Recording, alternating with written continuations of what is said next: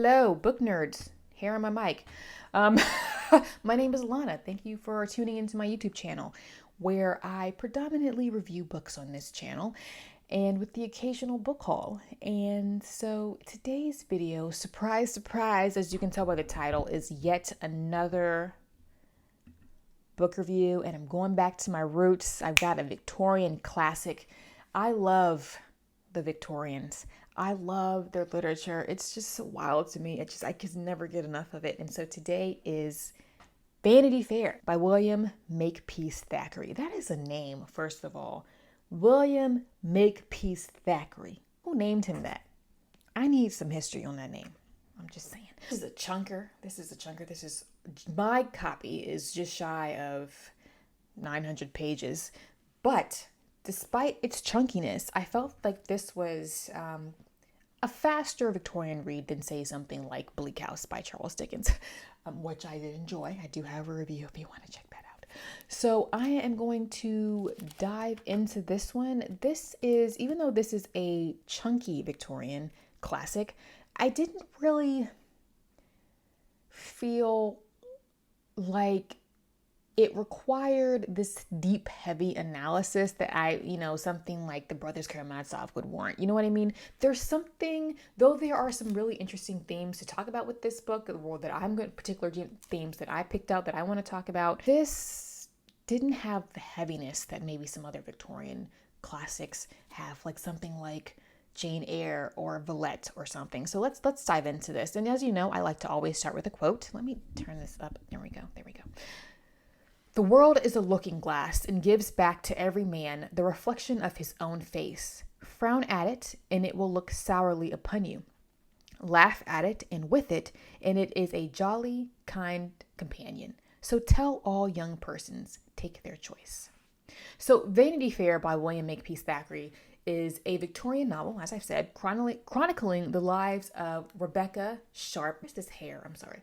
That is like give me the EBGBs. Like I feel like something's crawling on me. It's chronicling the lives of Rebecca Sharp, also known as Becky, and Amelia Sedley. They are two school friends. Let's be frank, they're more like frenemies, but okay.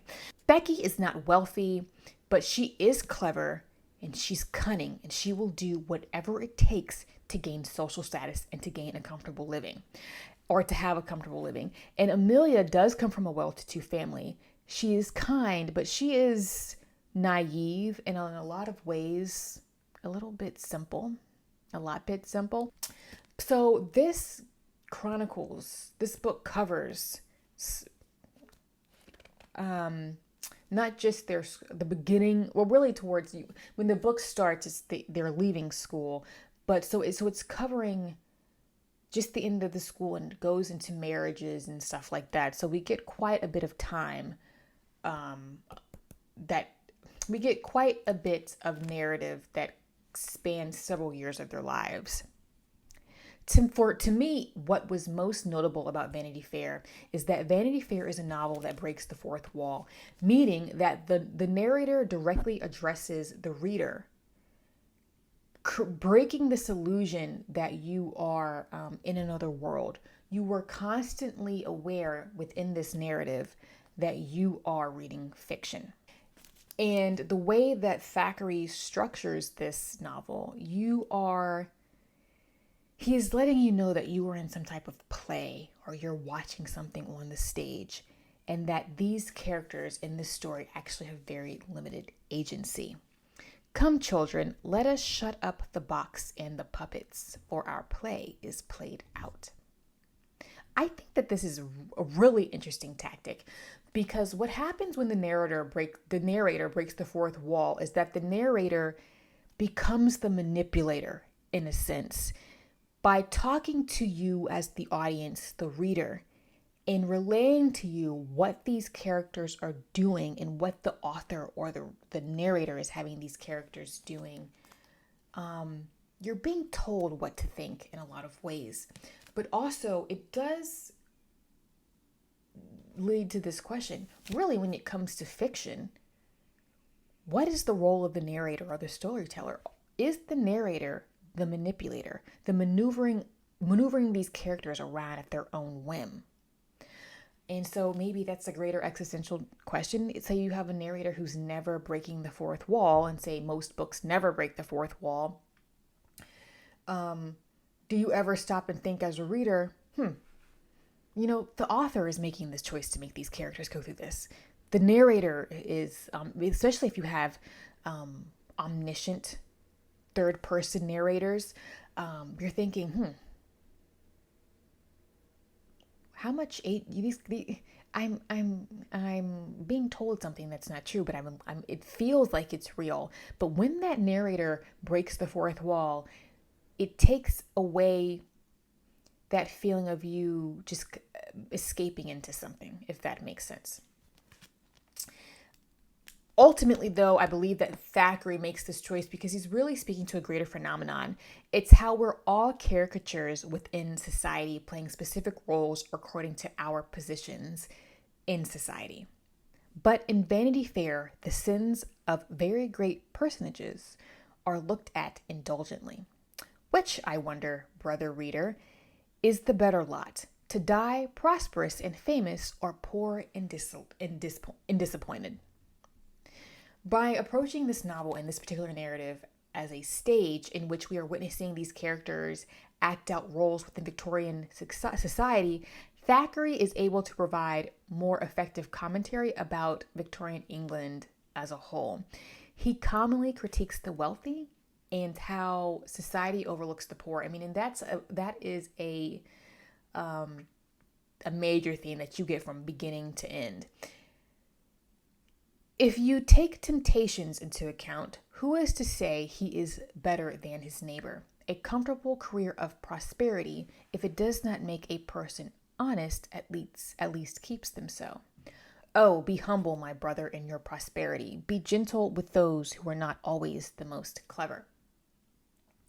Thackeray often states that wealth and social status actually have nothing to do with how smart or clever a person is or how capable a person is, and that sometimes the cleverest people in society are the ones that are overlooked the most because they aren't wealthy, because they don't have affluence, because they don't have a means to lift them up in society and be acknowledged.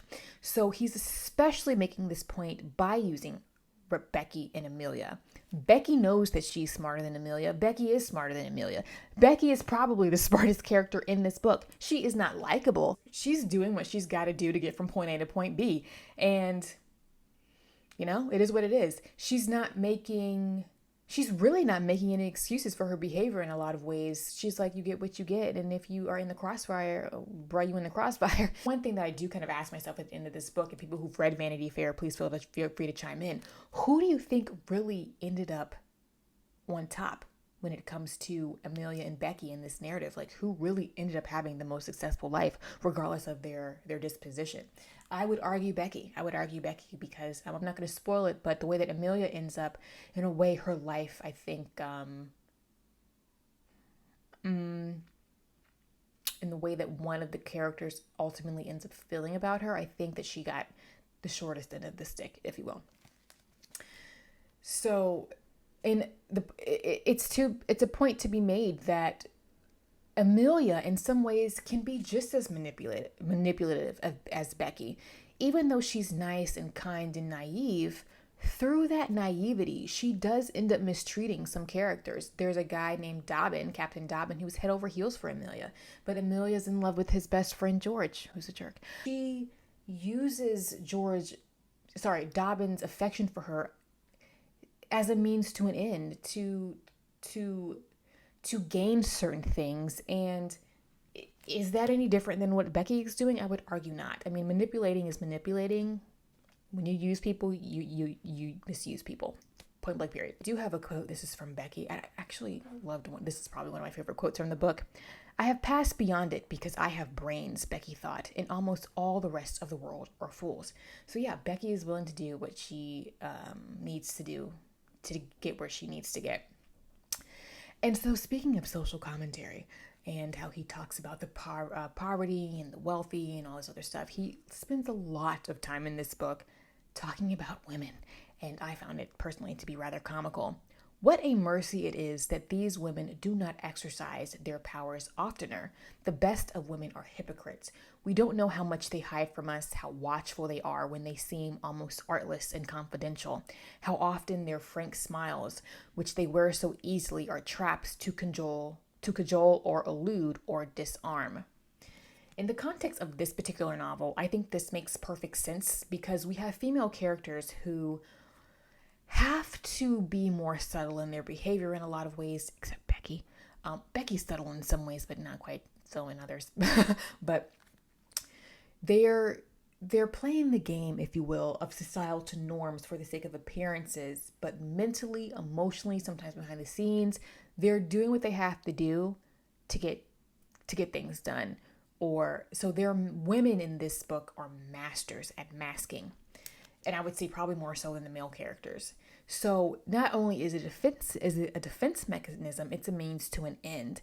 Thackeray spends a lot of time in this book calling people out, whether you agree with the way he's calling people out or not, different people groups. He even cracks jokes at the clergy. At one point in one quote that I highlighted, he makes a crack at Henry VIII. Yeah, that was funny to me. I laughed out loud. I laughed out loud a lot in this book. And I think that in today's society, in which people tend to look at classics like this and nitpick them for being outdated with a lot of these a lot of these points about that, a lot of the comments that they make about different people groups. Yes, we agree overall that we wouldn't say these things today. It's no longer acceptable. But it is a relic of its time. So that's how I read these books. I'm not personally easily offended. He could make all jokes about women in the world. I'm completely unbothered. I kind of just laugh with it. There's a lot to be said about a society who can laugh at itself. And again, why should I be offended by some old dead white guy from the 1800s? This was published in 1847. Okay, the man is dead, long dead. So what do I care? Oh, yeah, I spent a lot of my time laughing throughout this novel because it's stated humor and you take it for what it is and you leave the rest. Sometimes you got to choke the fish and spit out the bones. And one thing that I do think it's important to acknowledge is that when it comes to fiction, historians will also rely on fiction, not just nonfiction accounts of things from the time period or other forms of artifact or relic. They will look at the fiction from that time period to understand how a society was talking about itself and those around them. So that's why it's important to keep classic fiction alive. So that's my TED Talk for the day. Overall, again, Vanity Fair wasn't a long review for me. It didn't require a long review for me just because I just overall found it to be enjoyable and entertaining Victorian fiction. Though I will say it's not my favorite Victorian novel. I'm glad I read it. It made me laugh a lot. It's a big novel, but it wasn't a heavy read, I would say. It doesn't take itself too seriously, and I think it's easy to follow. It does drag in some spots. There were whole chapters in this book that I personally could have done without, and my eyes glazed over, and I realized I didn't miss anything. Couldn't recall much from some of those chapters, and when I would go back and like, oh, I didn't miss anything. All I needed was this one sentence. That's what's important, and yeah, so a lot of it kind of dragged for me. Whereas, yes, you do get Victorian authors like Dickens, for sure, who talks too much. But Dickens talks too much in the most beautiful language, to me anyway. And so I could I could read Dickens taking 20 pages to describe how grass grows, and I'm going to chew it up and love it because I just love the way that Dickens writes. Whereas for me, Thackeray was definitely a little bit of a slog in some cases, but overall, I still enjoyed the book. Or the novel. I think that if you just love Victorian literature, you'll still appreciate Vanity Fair for what it is. I also like how in this novel there is no true hero. There's no true hero or heroine, and so again, Thackeray is making this argument that we're all morally gray in some way. So he is purposely not elevating any character above the next. I would personally say that I think Captain Dobbin is the most honorable character, but even he here or there makes these decisions that you question morally or ethically if it was the right thing for him to do. But so I like that. It makes these characters, ironically, even though they're often called puppets, you know that you're watching something on a stage, and the way that Thackeray writes this novel, again, with that fourth wall element of the narrative, it still makes these characters more realistic because they all do things that are questionable. So yeah, I also Betty read this with a friend, my friend Diane, who's on Instagram. Her Instagram handle is Shaped by Stories Diane. And this was a reread for her. So when she found out that I was reading this, she was like, oh, I'll read that with you. She was like, it's due for a reread. And she kept talking about puppets. And I was like, what are you talking about? But as soon as it's very early on, you read this book, it's within the first few pages, and you're like, oh, I get what's happening. I get what's happening here. Vanity Fair. You're also at a fair. So yeah, little play on words there. I gave this book, I cheated a little bit with my rating. I gave it a 3 3/4, so a 3.75. It was greater than a 3.5 for me, but not quite a 4. So that's how I justified it. Again, I liked it, but not my favorite Victorian novel. I think that this would be more engaging on as an audiobook. I think that if this was on audio, maybe it could be a 4. Maybe, depending on how somebody rated it. I think that some of those slower slogs of chapters would feel better, read better with somebody narrating it to you. So those are my thoughts on Vanity Fair. Have you read Vanity Fair? Did you like it? Did you not like it? Is it on your TBR? What's your favorite Victorian novel / author? And that's where I'm going to leave this. If you like this video, please feel free to like it and subscribe to my channel. It helps your girl out. And also, if you would like to see the shenanigans that I get up to, it's just book shenanigans, all right? I'm not out here, really talking about much else on the interwebs anyway. On my Instagram, my link is down below to follow me on Instagram. I also do have a blog, which is way behind, way behind on the content. It's really kind of just a backup for my Instagram. And yeah, my blog link is down below.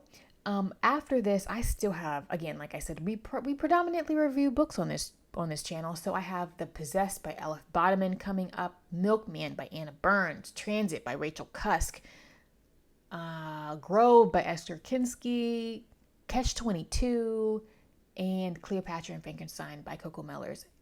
That are going to be the next.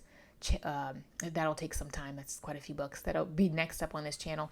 I will kind of take a break from the book reviews at the end of June / early July to recap everything that I've read as of the halfway point of this year and provide an update with what my reading will look like at the second half of the year, because some of the priority reads that I highlighted in one of my first YouTube videos about what I would like to read in 22, some of that has changed. Not much, but a couple books I'm scratching off the list because I've kind of lost my interest to read them, and I'll just bank them for another time. That is all. I am going to sign out, get myself some lunch, and see you in the next video. Bye.